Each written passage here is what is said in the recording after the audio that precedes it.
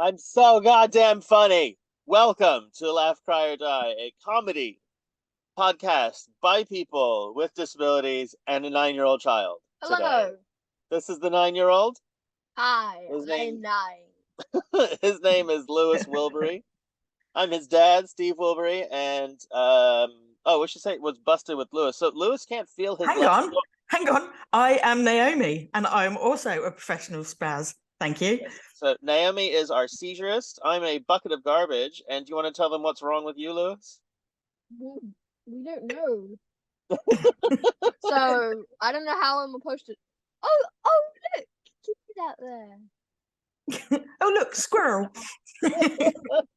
Oh, I think what's wrong with you is that you're 9, which is technically a degenerative brain disease. Yeah, But it has moments of lucidity, but then do degenerates. you want me to say what's wrong, or do you want to say what's wrong with you? You want me to say, right? So, Lewis can't feel his left foot, and his vision has gone blurry for the last week. That's a little concerning. Yeah, it's not. It's been a time. So we'll give a wee update on that. Talk to Lewis a little bit about his vision, and yeah, just catch up with the world of Crazy Spaz life. Yeah, it sounds good. Right. So for anyone who missed our exciting episode previously, we talked about the fact that Lewis woke up, couldn't feel his foot, and this was not a great situation. And you sent me to school anyway, and We- I'll never forgive you. Well, you didn't say you couldn't feel your foot at that time. You just said your legs hurt. So I'm not a complete monster. Yes, you Yeah, are. and kids can hurt because of growing and Yeah, exactly. It was like, bodies. oh, it's growing pains, go to school. And then he got home, still very obviously uncomfortable. So he woke up and we were like, growing pains, came back, still much more obviously quite uncomfortable. Took him to a physio, expecting the physio to go, it's growing pains. And the physio said he can't feel his foot. And we said, shit, let's go to the hospital. And so we did. And then we were there for 5 days, which was a whole thing. And Lewis had a spinal tap and an MRI and sedation and hospital food and got to experience the wonderful world that is Welcome to hospital our living. world. And that was the time. And they've crossed off really, really scary things like brain cancer or some genetic thing or who knows what. And chances are it's a one-off demyelination event where his immune system has attacked the myelin sheaths around his nerves for reasons unknown. And they've they've done that, and he then got better. His last few days he's been doing quite a lot better. The brightness has come back into his eyes. He's been very cheeky and much more himself. Perfect. I'd say Perfect. if you're a parent, you know when your kid is extra floppy. And he's been very tired and in a lot of pain. It's been quite hard to see. But we have been doing good. He does a lot of resting these days. Well, that's good. Let's say it's concerning as a parent. You know when your kid is feeling wrong, and you know when your kid seems to be right. So you felt you know when your kid's like, oh, I'm sick, I don't want to go to school, and when they're just laying there with their eyes closed, silently listening to YouTube, just not, and you can just read them. Their vibe, you know. And so this last couple week days, his vibe has been back. Then we have been hitting classical boom bust cycles, which is a very disabled person thing to do, where he'll feel good, go play with his friend down the road for like 4 hours, and then how are you feeling today, Lewis? Dying. Lots of pain today. So not a good day. No, yeah, not a good day. But you had a good day yesterday. Sometimes with a condition, that's what people kind of can't get, is that some days you are just a normal person. And I think it's the other thing about with the whole spoon theory stuff is that like you can borrow spoons from tomorrow, and because we have strength of will or whatever, you can say, right, I'm going to grit my teeth and just get through the next 4 hours, knowing that tomorrow's going to be just a write-off, and I'll maybe get the dishes done. Yeah, that's got to be hard for a kid to deal with. Yeah, especially because when you're a kid and you want a sick day, you want it to be a fun, hey, I'm not doing school, I'm not doing chores, I'm just chilling. I'm just But when got a you're snotty actually sick, nose, eating when you cereal and watching TV all day. You know? yeah, but when you're real sick, you can't enjoy that. Like, I don't know if you're the same, Steve, but when I'm not able to, work and I can't go out and do stuff and I can't make films or whatever, people don't understand that the day before, I was fine. And then all of a sudden you're not. Yeah. That frustration, yeah. Like, I had a big day yesterday, and at the end of the day, I was like, I did not have a pain flare, and I was like Mhm. really quite stoked. I thought, okay, I'm really doing a lot better. And today I woke up and I'm just like, oh my God, I did too much. So the pair of you are rubbish, and do you have to, as the parent, be Yeah, I have to okay? be like, he got Yeah. up and he was making his own breakfast, and I was like, I should probably make your breakfast because This you're is one hungry. good reason to not that I don't have children is you can't have a day off, you can't call in sick to your children, Hmm. and also me holding a newborn isn't necessarily the best idea. People tend not to hand me newborns anymore because you know You might dropping throw one at babies the wall. it might not necessarily just be a nice easy drop. Yeah, it might be a Uh, full on spaz and just chuck them. just And if they're hurl the people who aren't newborn. expecting it, yeah, I'm just like throw a baby. That's frowned upon, I think. No, it's generally not. Not they don't like that, babies. Yeah, I don't know. You were a baby recently, Lois. How would you have reacted to being hurled at a wall very Maybe fast? recently. I mean, it would kind of be fun at first, but then not so much. Yeah, I think the hurling part would be fun. The wall part, Yeah. That flying through the air, it's probably yeah, quite nice. Yeah. yeah, be very exciting, especially to a newborn baby. First, you're like, oh, it's all bright. Then you're like, wee, and then Hey. there's the wall. Then Then there's things start getting dark. Yeah. Well, I did see a Reddit gif of a doctor who dropped a baby, and but the other doctor caught it. Because Oh, apparently they've really? always got like an extra pair of hands underneath almost or something. Isn't that kind of like a baseball thing of having the chap behind ready to catch the baby in case it? I like it. Yeah. Well, I mean, babies are Or quite slippery. hmm, they You, are. They are. They're mm, covered in goop. yeah, well, yeah, I don't like that on like TV and that when they give birth and then they cuddle it and give it a kiss. Well, We- what they normally do is when the baby comes out, they'll give it a wee wipe before they hand it to you. They're like, we'll get the blood and mucus off the face. Yeah, because otherwise you handed a baby and immediately your first reaction to your beautiful newborn is gross. Oh, well, I wonder if anyone has ever been handed a baby and then immediately hurled. There must be because I mean the mum is going to be I don't know quite sensitive and delicate Mm. after giving birth anyway, so their emotions and that sickness And is then probably yeah, quite boo, boo. straight on the baby. That's not a very Scientology thing, is it? Not that we're Scientologists, Yeah. but Oh, yeah. Well, yeah, with because you have to be quiet Scientology, during the birth in Scientology, yeah. isn't Well, it? I was reading something about that, and it's not necessarily that it's silence. There are noises, you're allowed to, as long as the noises aren't in negative, like "get out of me, little fucker," or "I hate you, we're never making another baby." So the So as long fact as that it's you're positive noises. okay, so the fact that you're kind of getting into making movies and speaking reasonably about Scientology makes me worried. I just like to read a variety of things, and one of them Some happens of them to might be cult literature. be some might be propaganda. Did you know that Kim Jong Un can cure blindness? My younger brother, he's in Melbourne, and he and his friend, years ago, they there was a thing saying come to a Scientology meeting, and they went, that would be kind of funny to go to this meeting. So they went along for a laugh and a free cup of tea, kind of thing. It was just like this is a stupid thing to do for an afternoon, and so they went along, and afterwards he said it were actually really nice. And he enjoyed his afternoon. It's like, that's how they get That's you. how they get That's how it you. all starts. And luckily he's not a Scientologist. No, I feel like we should add a disclaimer in. If you're listening and you are a Scientologist, then that's fine. But No, no, it's not. I don't No, feel I it's could not. say If you're that a genuinely. Scientologist, you're in a vicious cult and you should piss off. Yes, yeah. And on the front of things of, hey, it's a religion and a way of living, it's fine. And then you move up the tiers and things start getting dark and weird. Yeah, they don't. You don't open with the alien.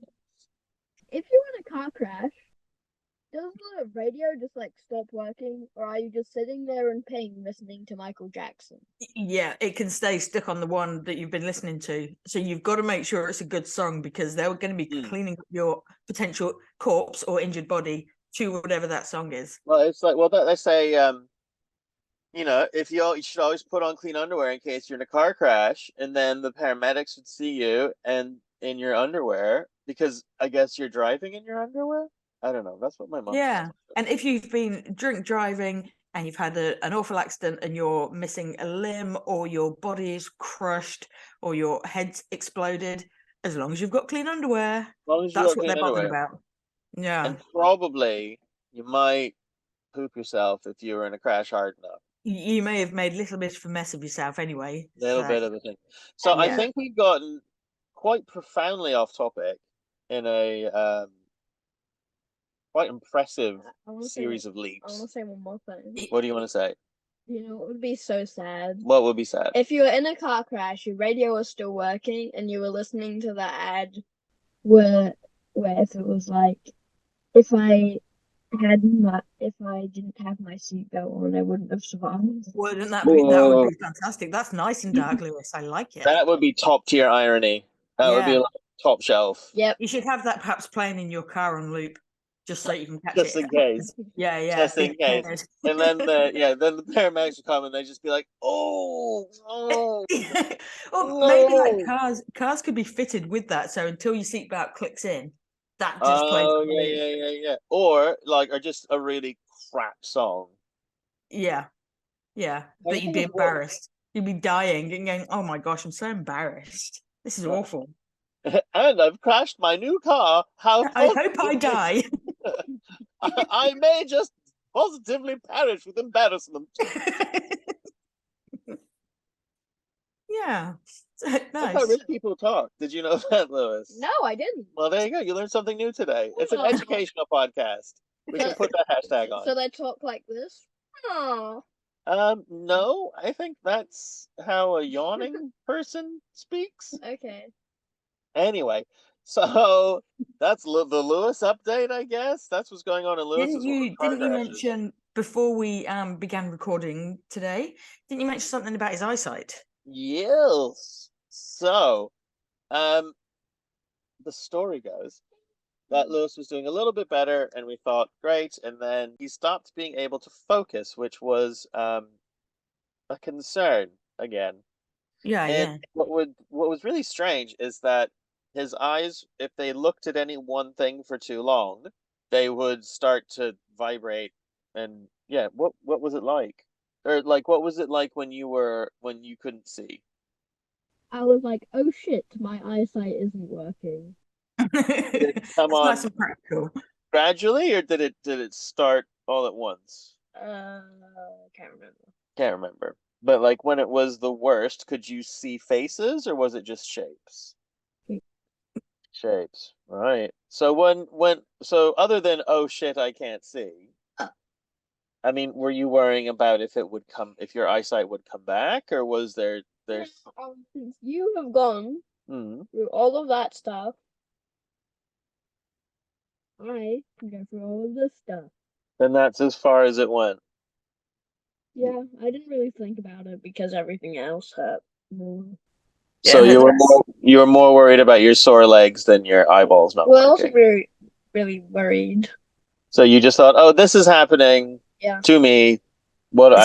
Sucks. it's a really mature attitude from a kid that if dad's gone through this, then I can go through this. And I don't know if I could have that same, I don't know, kind of strength or presence of thought to just immediately kind of belittle what I'm going through.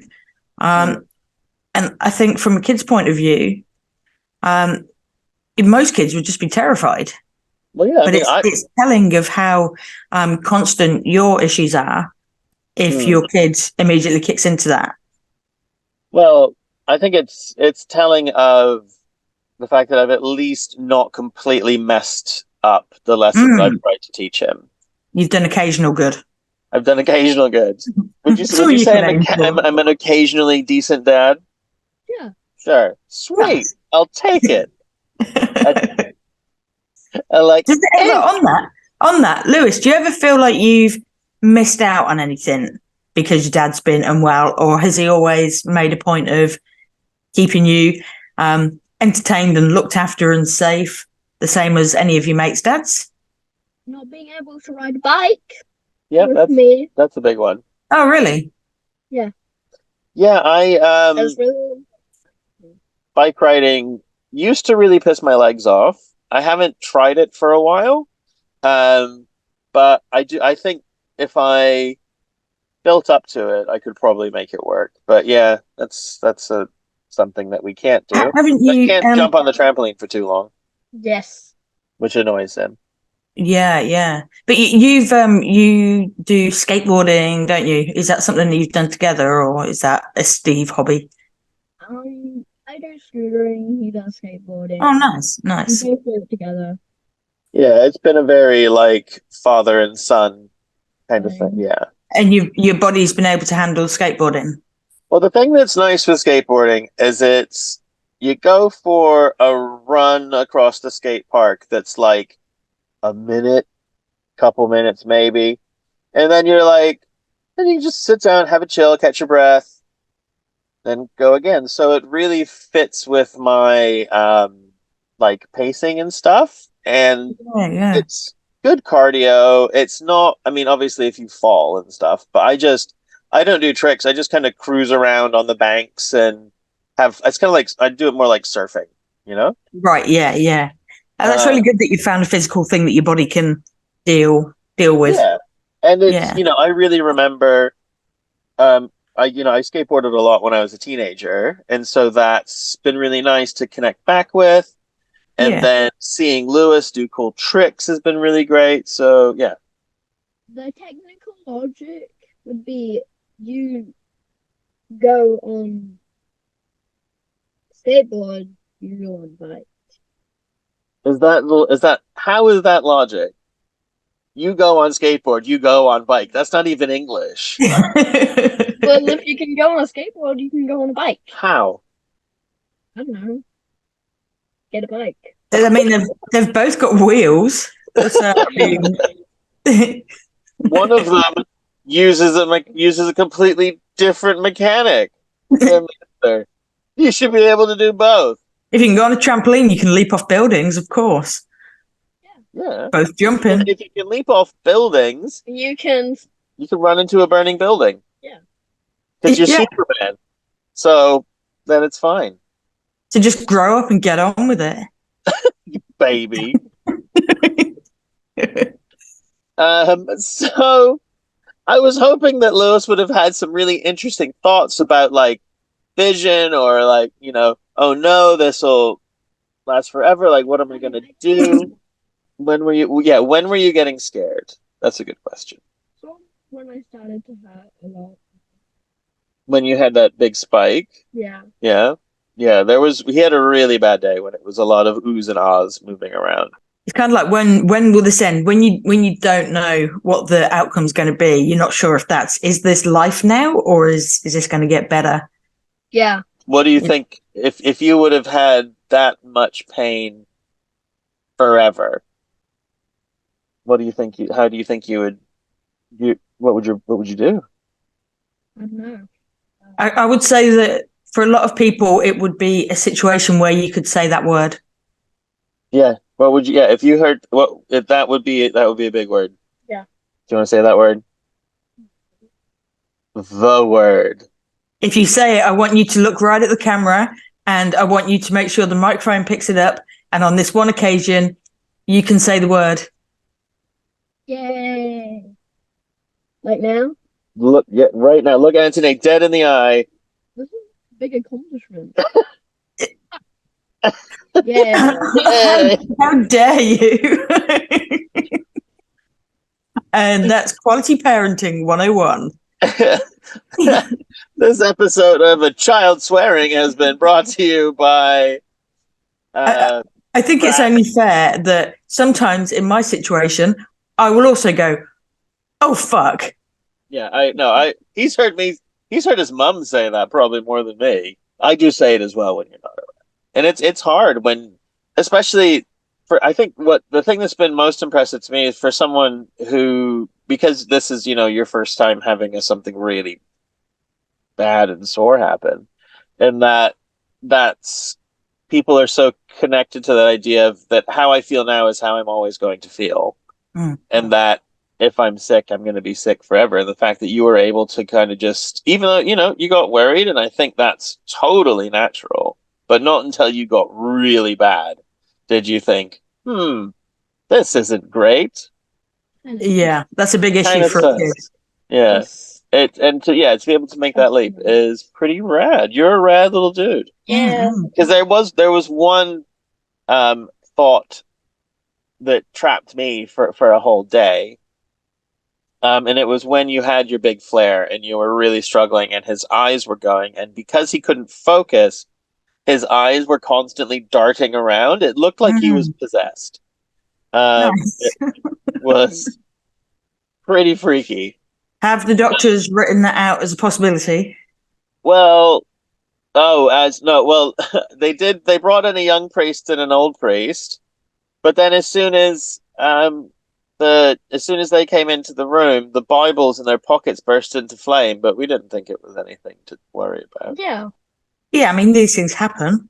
Yeah, Yeah. Like. You know, it's like my younger brother when we were like, kids. We were he lit we a were Bible on raised fire. we were raised Catholic, and so our school would take us to a church. It tends to be something that Catholics do, and every time he'd go to church, he would throw up. And I mean, correlation is not causation, but it does make you wonder. When it happens, a couple of times, you think, yeah, potentially Wow, the devil's child. that is. Did he have horns or a third nipple? No, no, but we do tend to lock the door when we go to bed so that, just that little bit of security.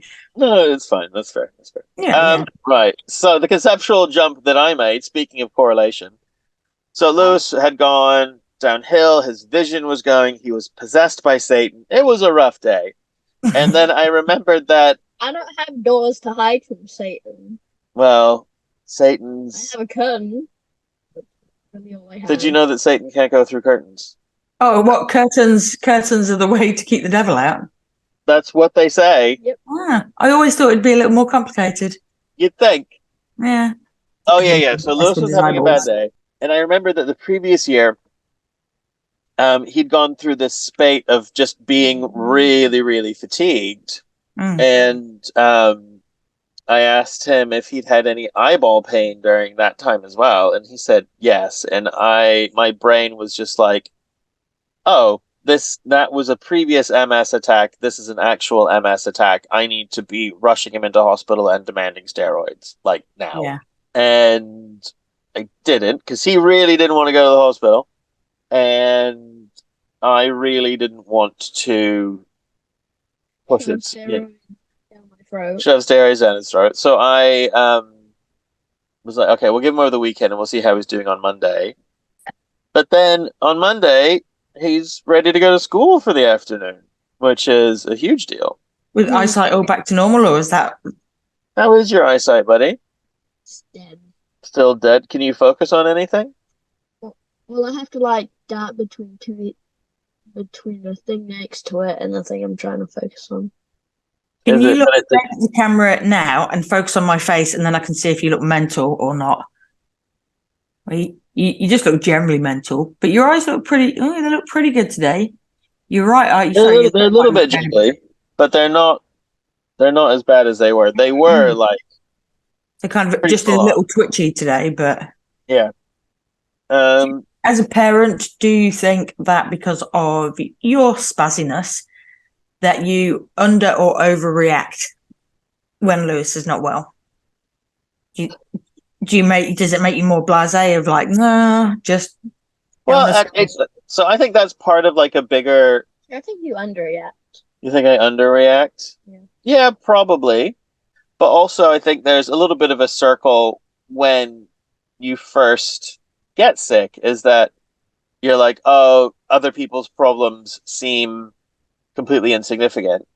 But then I think you come into a bit of a circle when you realize how that their suffering is similar in a lot of ways to how there's limits to how much suffering a brain can endure, and that it is similar, So having suffered so much, I see, I try to be as compassionate as I can, but I probably do like, okay, cool, let's do a thing. I suppose, like you say, it is that cycle, because when they first get ill, it's like, everybody gets ill. It's just normal part of life because that's what we go through. And then it's that compassion for other people, that it doesn't matter what you're individually going through. It's the worst thing for you. Like Alex said before, like when I broke my leg, somebody else had hurt their finger. And yes, my injury was technically worse, but that didn't stop her finger from hurting. Exactly. To her, she was still suffering in pain. So it's all relative to what's happening for that individual at the time. Yeah. But I do, but I react with appropriate care. So I'll be like, right, you're busted. Let's do the thing. I'm very like, if he'll be like, oh, my head hurts, and I'll be like, take your medicine. He's like, no. It's like, then don't complain. Like, you have agency and choice, but I suppose it does give you that sort of level-headedness of, that is a thing to be worried about, that isn't a thing to be worried very about. much so, very much sort so. of see And like what's when, serious. yeah, and when I had decided in my brain that he had MS, it was also remembering that, like, just because something makes sense, especially in medicine, it doesn't mean that it's true. So, there were a lot of other diagnostic markers that he hadn't hit. So, and I think especially it's a very fine line between advocating for yourself and saying what's happening and what you think is going on and what your thought processes are, and actually what is happening, or if your doctor's not taking you seriously, then that can be a real so there's two sides for that. Is that one is confirmation bias, that once you've got that idea in your head, then everything you look at and everything you read is going to confirm that yes, he's got MS. It's if all you've got is hammers, everything's a nail. Yeah. Then the other thing is the doctors, they are God and they know best, and so when they say don't worry, then you kind of feel, well, they must know what they're talking about. And then it's hard to, like you say, advocate for yourself when everyone's telling you, no, it's not that. When you feel, actually, I think it might be. And it's really important for Lewis to have you and Rachel being his voice, because he can only understand what he's being told. As I say, you either have to say, like, actually, no, we need to fight to get the right answers for our kid, or, okay, the doctors say nothing to worry about, we go along with that. And so he's reliant on you making those decisions of how much to worry. And I think it's a real testament to the quality of the pediatricians that every time I was like, okay, could it be acute disseminated encephalomyelitis? And then I was like, these are the things that make me think it. And they're like, yeah, it's on the list. You're not wrong, but right. We don't, these tests don't say that, or like it could be. We still just don't know. Was a lot of, and apparently with kids, I think I said this last time, is that it is sometimes it's like medium common that sometimes they just don't know. Kids' nerves stop working. Nerves. Yeah. And they're just like, yeah, and then they get better. We don't know why. That's crazy. We're so idiots. You're currently in that stage of just shit happens. Sometimes kids get broken and go wrong. My child's gone wrong. Yeah, basically. So, that's basically what he does. Like, it's broken. Yeah. Can I change it for a better one? I would like a swapsy. Like, didn't keep the receipt, but I'll just get one of these fresh ones right out of the oven. Yeah, just a replacement. Well, yeah, you don't want to be getting another like grown kid because they'll only be in hospital because there's something wrong with them. So you want to get a fresh one. True. Freshly cooked baby. No, that sounds not good. Well, I don't want it so fresh that it's still covered in goop. Yeah, but I suppose it's a bit like taking cookies out of the oven. They're nice when they're warm, except but you taking don't want a baby out of an incubator. Yeah, you don't want your cookies to burn your mouth. You don't want the chocolate in them to still be like molten lava. But Yeah, you want them warm. exactly. Which is Yeah, why yeah. I always put my cookies into a baby incubator before I eat them. Oh, that's a good call. And then they're just a little bit warm. Not too That's badly. And I think that recommendation brings us to the end of today's show, which has been profoundly rambling, but I think a bit of fun. Yeah, I think we'll leave it on the incubators for babies are better than ovens. I think that's just some good You know, advice of the day. Yeah. that is a t-shirt waiting to happen. Yes, I agree. Actually, what's more something waiting to happen is a mini baby incubator that's specifically marketed as a cookie warmer. Right, so sort So of like a modern type of kitchen decoration. like a toaster oven, right? Yeah, yeah. But only for cookies and shaped like a baby incubator. Yeah. It's a talking point.